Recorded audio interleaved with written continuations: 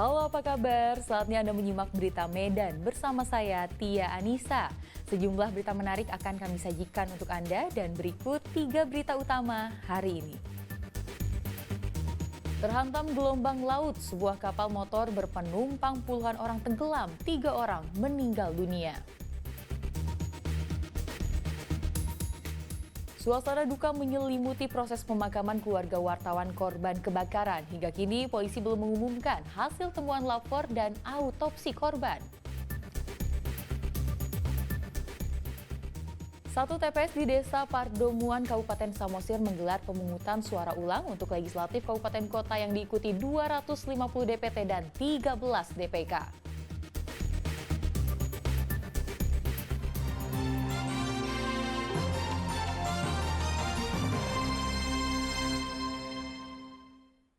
Kita ke informasi pertama.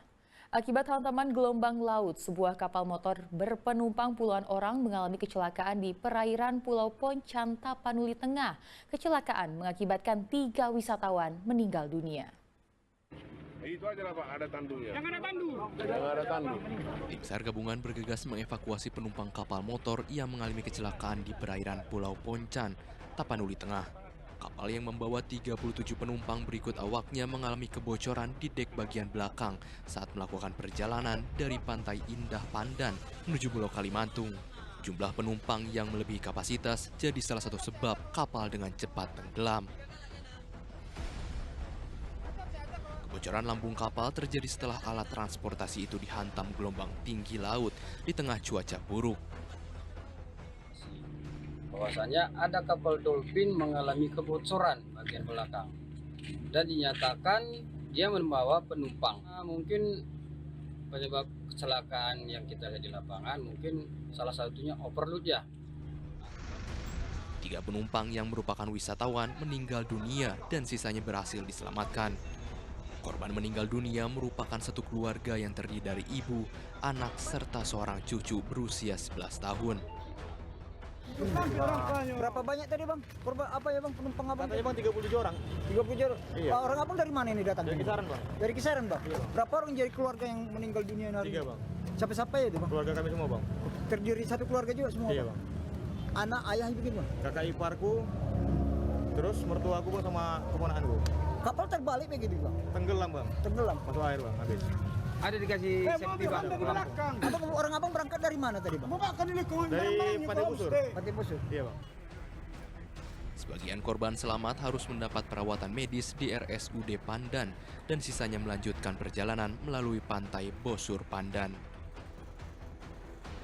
Tuti Alawiyah Lubis melaporkan dari Tapanuli Tengah.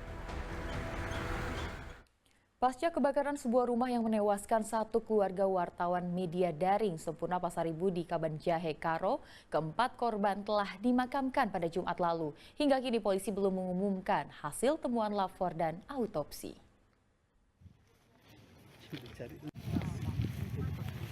Suasana duka menyelimuti keluarga dan kerabat saat proses pemakaman keempat korban kebakaran rumah seorang wartawan media daring Sampurna Pasaribu yang terjadi pada Kamis lalu. Jenazah Loin Situkur, cucu korban yang masih berusia 3 tahun lebih dulu dimakamkan di hadapan sang ibu, yakni Putri Sulung Sempurna Pasaribu. Kemudian menyusul jenazah Sempurna Pasaribu, lalu sang istri Elfrida Ginting, serta yang terakhir jenazah putra bungsunya, Sudi Investasi Pasaribu.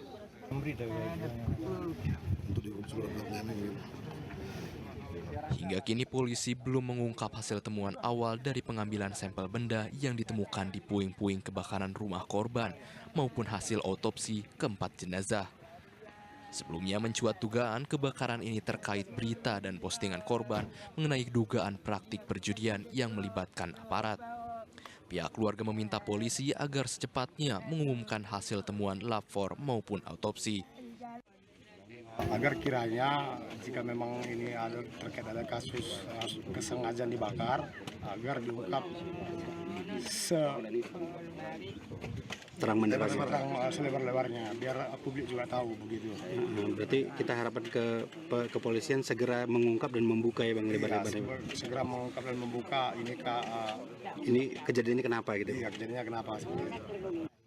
Sementara polisi kini masih terus menyelidiki secara mendalam untuk memastikan tidak ada faktor lain yang terlewat dalam kasus kebakaran ini. Tuti Alawiyah Lubis melaporkan dari Karo.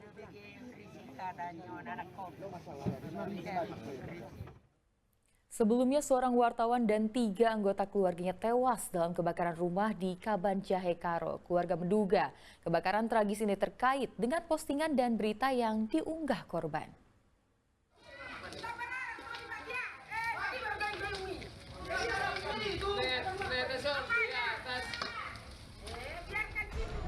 Kobaran api menghanguskan rumah milik pasangan suami istri Sampurna Pasaribu yang bekerja sebagai wartawan media online dan Elfrida Ginting di Jalan Nabung Surbakti, Kelurahan Padang Mas, Kabanjahe, Karo, Kamis lalu.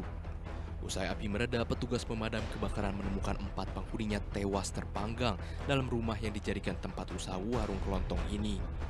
Keempat korban adalah Sampurna Pasaribu dan istrinya Elfrida Ginting, serta anak dan cucu korban yakni Sudi Investasi Pasaribu dan Loin Situkur.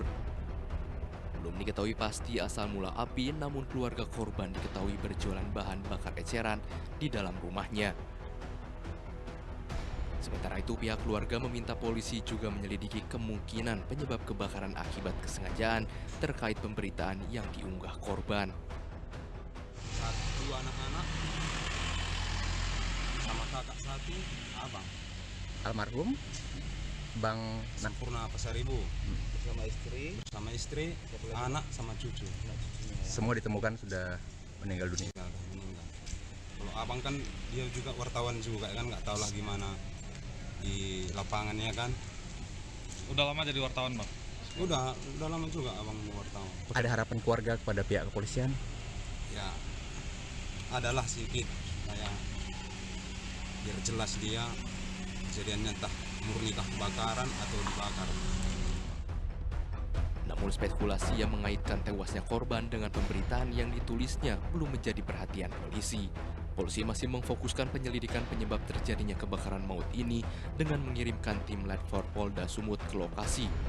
Sementara itu, keempat jasad korban dibawa ke Rumah Sakit Bayangkara Medan untuk diotopsi. Kita tidak sangkut pautkan seperti itu, jadi kita tangani peristiwanya. Kita dudukan secara jernih peristiwanya ini apa. Artinya kita fokus masih dong. Itunya, Pak ya? Ya. Untuk korban ada berapa izin, Pak? 4 orang. Pasca kebakaran, petugas Laboratorium Forensik Polda Sumatera Utara langsung mengecek puing-puing sisa kebakaran rumah yang menewaskan keluarga Sampurna Pasaribu, wartawan sebuah media daring. Selain memanggil beberapa saksi, sejumlah benda sisa kebakaran dibawa sebagai sampel.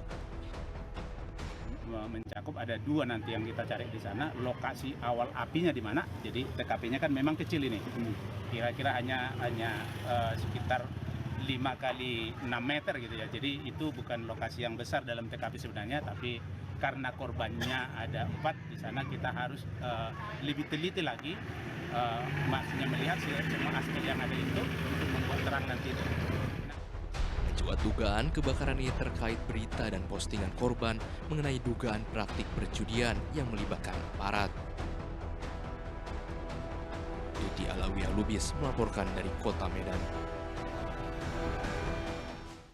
2 orang bandar judi online yang kerap beroperasi di kedai-kedai kopi di Kecamatan Penyabungan akhirnya ditangkap polisi. Dari tangan pelaku, polisi menyita barang bukti uang tunai dan sejumlah telepon genggam.